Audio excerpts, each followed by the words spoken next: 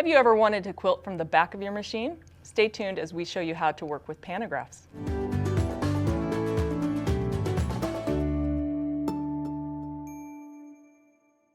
I'm Kristina Whitney and I'm Kim Sandberg. And welcome to Watch and Learn. We're excited today we get to talk about powerful pantographs. Yes, we do. And pantographs are a fantastic way to finish quilts, isn't it? They are. They're so much fun because you don't really have to think a whole lot with the design. You just got to follow the path. Exactly. They're also a really great way, I think, for new quilters to build confidence because you are following that path. I know a lot of people that start out quilting with pantographs, they hit a point where they move to the front of the machine and they quilt exactly the same design because they've learned it and they don't have to use the pantograph anymore. So it's a great way to learn those, learn different patterns, right? It is. It's also really fun when you have like a grandchild or somebody come over and they want to do some quilting, and you can just set them up with a pantograph and a little step stool maybe and let them quilt from the back of the machine. So it's a very versatile technique. It is.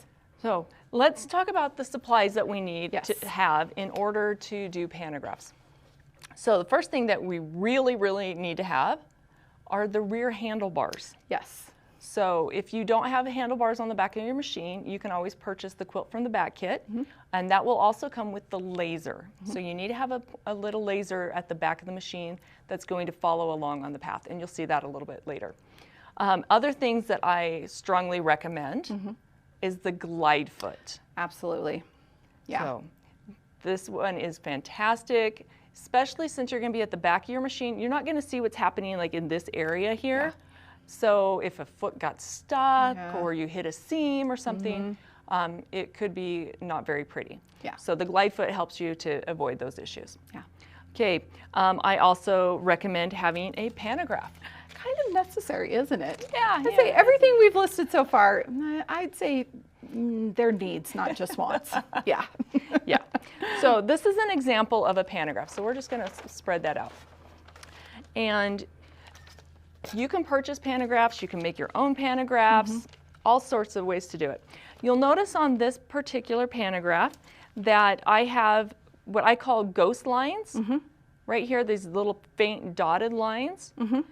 That is what I say, you know, it represents the row that you've previously stitched. Right. That's what you're going to use to line up as you advance the fabric.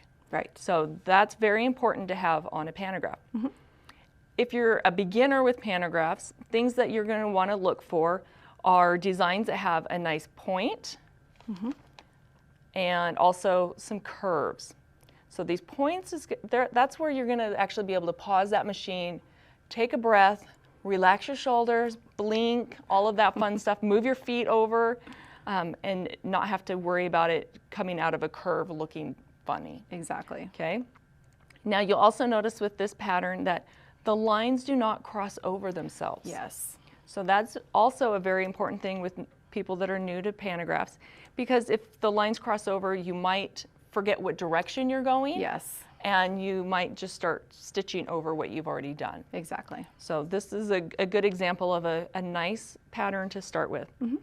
Okay, other things to think about as you're purchasing patterns is how much throat space do you have? Yeah, this is really important, isn't it? It is, because if you buy a design that is too large, you might be bumping those bars, and by the end of your quilt, when you've you've advanced enough and built up some extra excess on the back pull, you're going to lose some more throat space. So always check and make sure you've got the right size. Now, people are always going to ask, what size is the right size? Yeah. There are lots of variables. Right. Generally, though, just a rule of thumb is take the throat space of your machine and take away 6 inches, and that's a good starting point. Yeah. Okay. If you're going to be doing a king-size quilt with minky backing, fluffy batting, take it down a lot more because you're going to get a lot of buildup. 8 inches? 9 inches? Yeah, definitely. Yeah. So it's better to have the design smaller and be able to fit than have it too big and not be able to finish your quilt. Yeah. Okay. You'll also notice on this particular pantograph, there's also a corner piece. We're not going to work with the corner piece today, but you can work those in if you want to. Yeah. And one other thing that I'm going to point out is that I actually have preview paper over top of my pattern. It's not required. No. There's lots of different things out there. People sometimes will just get some vinyl that they'll put over the top, or plexiglass, but there's lots of things out there. Or you can just leave it as the paper. But if you're planning to reuse the design a lot, you're probably going to want to have something that you can do a dry erase marker on and then erase it off, because we're going to do some markings when we get to the back of the machine. Yeah, exactly. Okay. Good tips, good tips. Hey, thanks. You'll also, of course, need your dry erase marker and what other supplies? You've got them in your hand there. Those are the other. I feel like they're the must-haves to be successful. You need to have painter's tape. You always need painter's tape. Kristina's favorite. And again, this isn't required, but I use it to actually tape my pattern down on the table at the back of the machine. Yeah. So, okay, we're going to set those back there. Next thing that I want to talk about is the quilt prep. Okay. You want to load your quilt top and your backing and your batting same way you would for any other quilt. Okay. So this quilt here is already loaded. You'll notice we've got the top basted as well as the sides basted. Great. So we're happy there. Now, the next thing are the machine settings. Yes. Okay. So I'm going to give you kind of a ballpark to start with. Okay. And as I always tell people, play with it, figure out what works best for you. I usually recommend stitching between 10 to 12 stitches per inch. So I think our machine is set at 11 right now, so that's good. You also want to make sure if you do have a pro stitcher that you disengage the gears. Yes. So that it can move smoothly, so your circles are circles and not squircles. Very good. That was really fun to say. Try that. I know, squircles. It is one of my favorite words. Circle squircles. Squircles. Yes. Squircles with pantographs is not what you want. No, no. You want to have the best results, so disengage those gears. Yeah. I also like to make sure I'm in a cruise mode. Yeah. So people are going to ask, what speed? Play with it. I'm going to probably start with like about 200. Okay.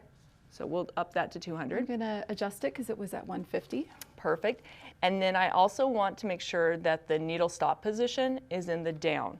So that means when I stop my machine or pause it, the needle will stop in the down position. And that's my placeholder. So I don't accidentally bump the machine and it goes off in la la land and I have to try to get lined up again.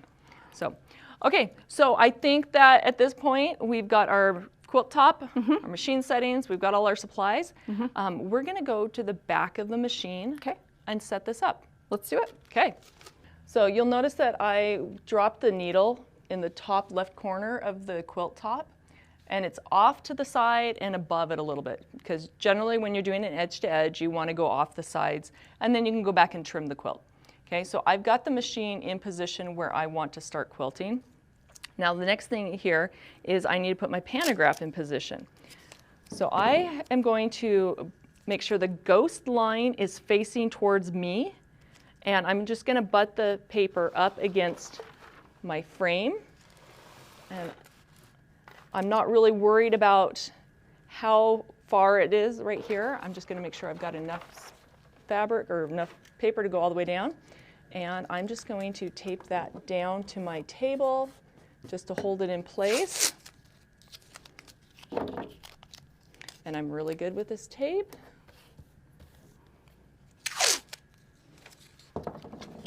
Now, if you had like the plexiglass system, you wouldn't have to do the taping part. You would just lay it over the top.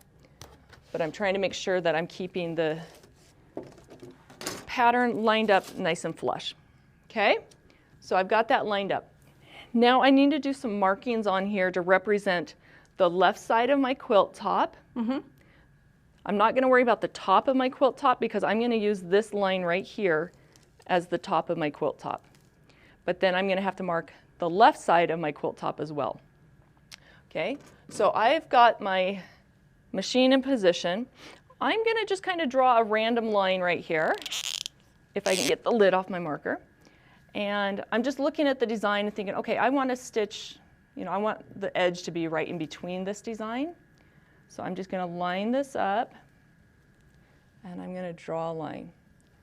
Okay. So that represents the stitch line just off the side of the left of my quilt top. Okay. Okay. Now what I'm going to do is position my needle. Not my needle. I'm going to position my laser, which represents my needle. Okay. So see where these lines cross? I'm going to draw this line just so we can see what I'm talking about. This is off the top of my quilt. So where those line, that's where my needle is at in my quilt top. So I'm going to adjust my laser so that the laser light is in that same spot. I'm going to tighten that down. Okay, so now we can see how the laser and the needle are the same thing. So I'm going to lift up my needle now, and I'm going to move the machine over to the left. And this is where I have to kind of watch the quilt top. So I'm going to pop my head over the top. I'm going to move my tape out of the way. And I'm going to bring the machine so it's just off the right side of my quilt top. I'm going to drop that needle. And there is where my needle is, where that light is. And I'm going to mark the edge of the right side of my quilt top, lining it up with the laser light. Oops. Okay, so hopefully that's making sense there. We've got the pattern marked with our start and our stops. Okay, I'm going to put another piece of tape down just to keep this from bunching up. Yeah, you really want to make sure that your pantograph isn't going to wiggle around while you're quilting, right? No, that wouldn't be too much fun. And you also want to make sure the laser is as tight as you can get it. You still will have some issues sometimes with it getting bumped or moved, but we'll show you how to reposition that later on. Okay, now what I'm going to do is I'm going to stitch this ghost row. To stitch that, I need to figure out where my path is. So it looks like, okay, here's the stitching from before that I'm not going to do. I'm going to start right here and stitch this section and travel, stitch that section and travel. So I'm using these lines as my travel lines. Okay, so I'm going to move the needle up to where I want to start stitching, meaning the laser. And I'm going to pop around to the front and bring up my bobbin thread. And at this point, some people get a little bit worried because where the machine is in relationship to the quilt top is not the top left corner. But we're not going to be in the top left corner. We're going to be going where it is on the pattern. Right, and the pattern does not start in that top left corner. So Correct. you are in the correct position. Okay, are we ready to stitch? Okay, so do the little dance again, Kristina. Yes, I have to take a wide stance when I do pantographs, get nice and relaxed, throw on some music, have some fun. So I'm going to just start stitching along with my laser following that light line. I know my words, traveling, coming up and around and travel. Now I'm getting to the point where I might be getting a little bit too far for my stance because I don't want to be stitching like this because I can't see the pattern anymore. So you're going to have to adjust your feet. To do that, just go ahead and pause the machine at any point. Points are a great place because, again, you don't have to worry about trying to come out of a curve. Now, I like to stitch just a little bit, and then I'm going to peek over the top and make sure that it actually is stitching, and make sure the tension is good. I'm happy with that. Okay, so now I can continue on with my stitch path.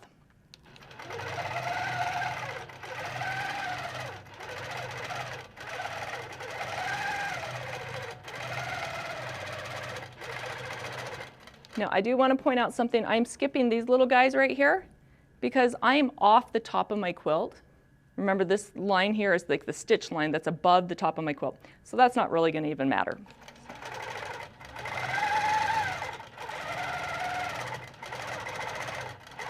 Now, what happens if I go off my line? What do you think will happen, Kim? Absolutely nothing. The pattern does not go with the quilt. It doesn't matter.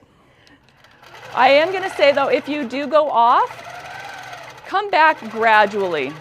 Okay? You don't want to overcorrect and make a nice jagged line trying to get back to the pattern. Just make it a gradual process. Relax, have fun with it. Feel that movement. Feel like I'm an inspirational person. You can have inspirational moments with Pantographs by Kristina. Yes. Okay, I'm going to pause, breathe, blink, look at the beautiful quilt behind us, and then continue on.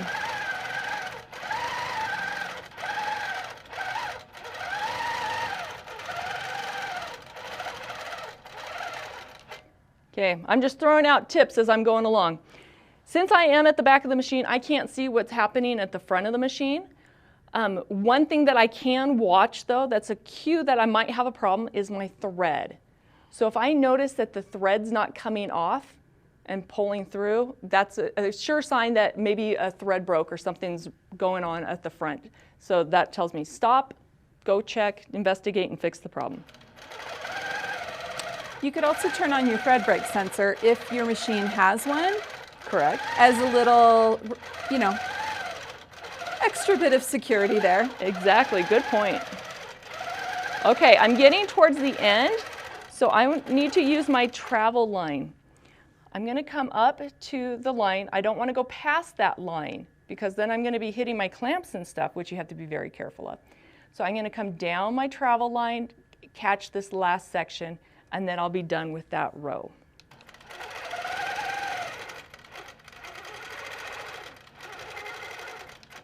So I'm going to do my little tie off, run around to the front, pull up my bobbin thread.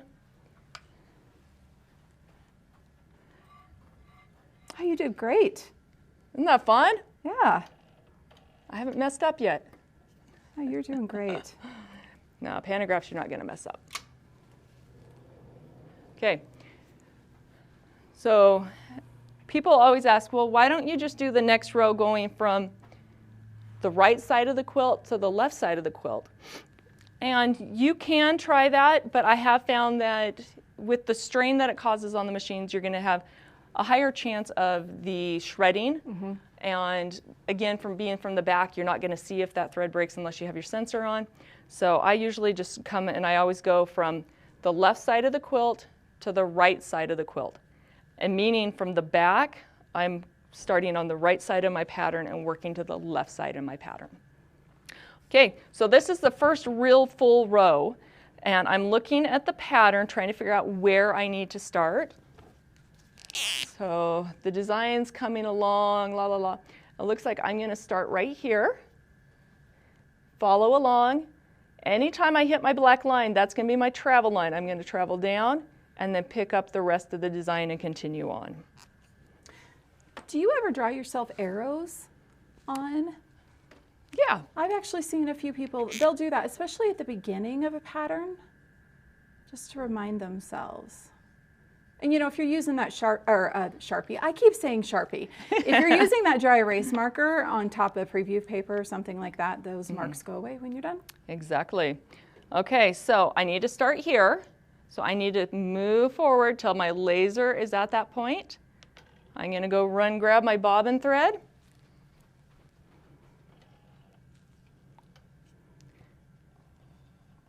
I'm going to just do a couple stitches while I'm here. Run back. So you get some steps in while you're doing this, unless you have a buddy. Okay, so now we're just going to take off.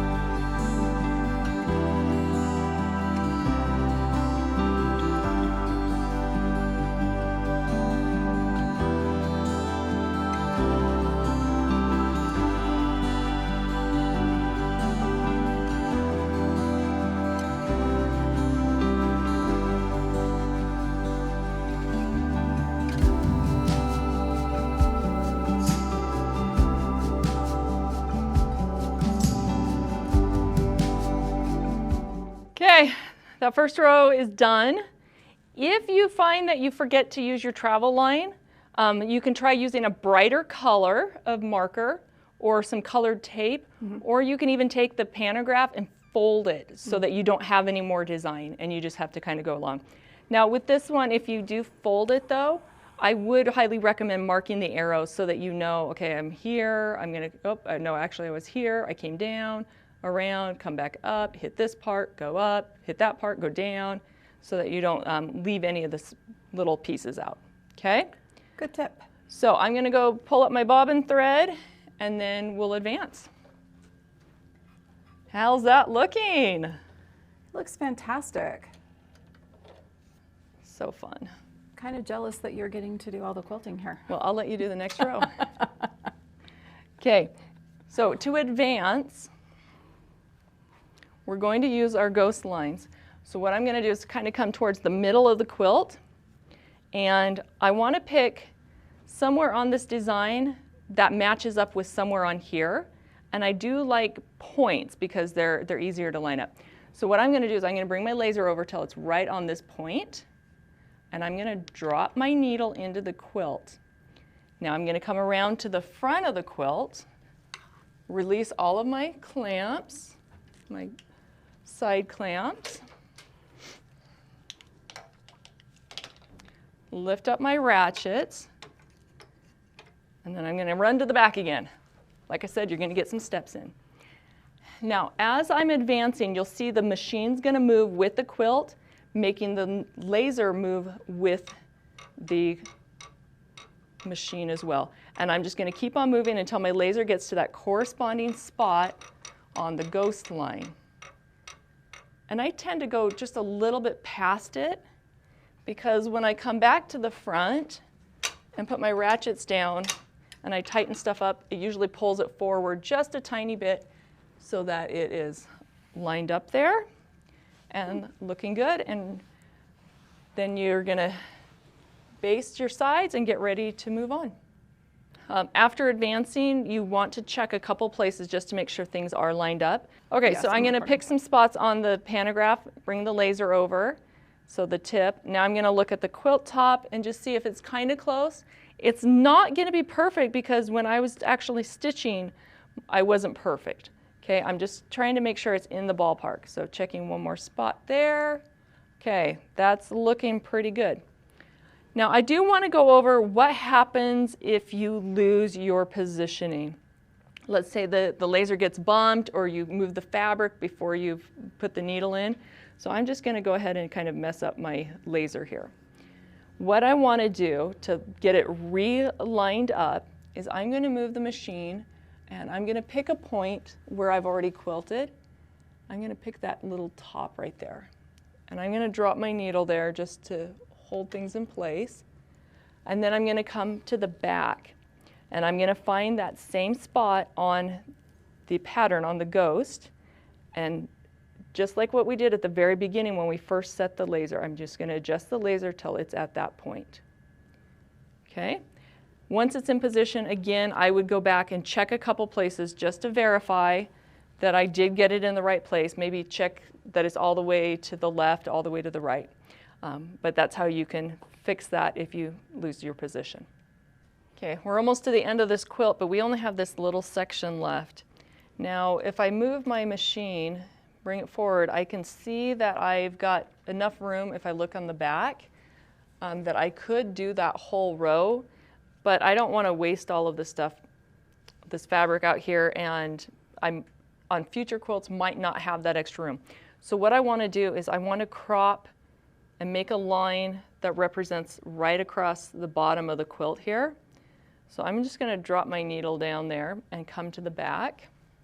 So this line right here, or this where the laser is, that's where I need to draw a line. So I'm just going to use my ruler and just kind of eyeball it. And this is going off the edge of the quilt. So that's the bottom edge of the quilt is what that line represents, right? Correct. And I'm going to lift up that needle, move it over. So I can just continue that line. So anything that is That was very straight. Anything over here, I don't want to stitch. Okay, I'm just going to use that as my travel line, and I'm only going to stitch from the line down. Okay. Okay, I'm looking at my path, so now I'm going to actually start over at that point right there.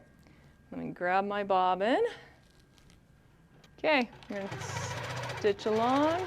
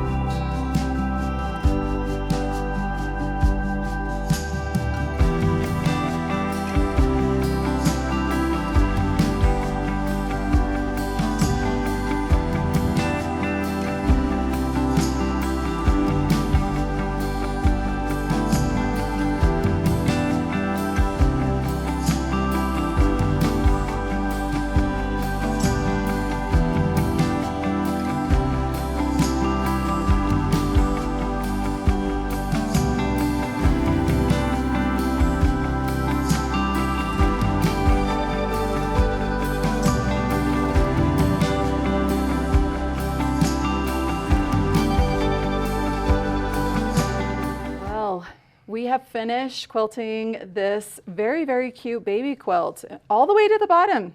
It looks fantastic. All the way, even cropping the bottom. Awesome. So, I do have a couple tips that I want to talk about.